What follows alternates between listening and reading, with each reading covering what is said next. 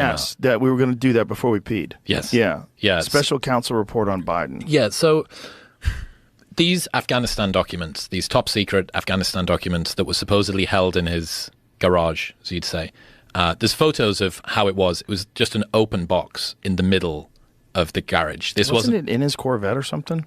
I'm not sure. The photos that I've seen are just an open box with like files in, like you just have lying around here that need to be cleaned away. I think he had one of those boxes in the back seat of his Corvette. Well, or in the trunk there it of is. His Corvette. Yeah, there's his Corvette. What? That's a Corvette that doesn't even have a back See seat. the Corvette, I guess. Yeah. So he's got That's a fucking dope Corvette. That's like my year. I love that year. That's pretty nice. So the classified docs were found in his garage, where his Corvette was. So Yeah. there's the box right there. That's it. Yeah. Just So and what's in those things? Classified Afghanistan documents. I think it was from earlier Oh my in God, you could read them. garage box after repackaging January 3rd, 2023. So did he forget he had them? So that's the argument. And the thing that most people are jumping on to do with this report isn't that. It's the assessment that I think it was her that's the dude that did it. It was the assessment of his mental state. Yeah. Basically, yeah. Mr. Herr suggested that Mr. Biden's memory was failing and questioned some of his actions, even though the special counsel had found no basis to prosecute the president. The issue that he says, basically, in the report is, if you tried to prosecute this guy, Mr. Biden would likely present himself to the jury as he did during our interview with him, which is as a sympathetic, well-meaning, elderly man with a poor memory. That's literally what it says in the report. Yeah. Well-meaning elderly man with a poor memory. So basically, you can't prosecute this guy because he's not compos mentis, but you can let him run for the president of the United States in November. So that's the world that we've managed to get into. But don't you think that that's a ruse? What do you That mean? him running for president? I think You don't think he's going to run? No. I think they're going to get rid of him.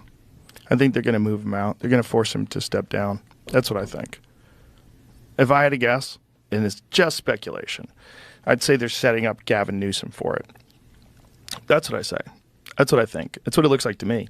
I think the more and more comes out about this stuff, and more comes out about the Burisma thing and the Penn State thing, where the Chinese donated money to Penn State, and then he got $1 million a year gig where he didn't even have to show up. That's old school.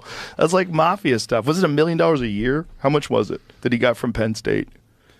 And he was telling people he's a professor at Penn State. He never even went there. Didn't teach one class. Look, some of it is part of it's fun. Like if he wasn't the president, it would be really fun because he's like always making stuff up. He calls people the wrong name. Talks about someone that's dead. It's just there's a Penn State. Penn. Yeah. Was paid $1 million a year to teach, but never taught a single class. Yeah, University of Pennsylvania. That's what it is. That's a mob job. I've had a friend of mine who had one of those jobs. He didn't have to really go to the Javits Center. like an honorary thing. He was a mob guy. He got a gig. He got a gig. And there was if you had made a union negotiation back in the day, like we're talking back in the day, they would throw in a bunch of no-work jobs.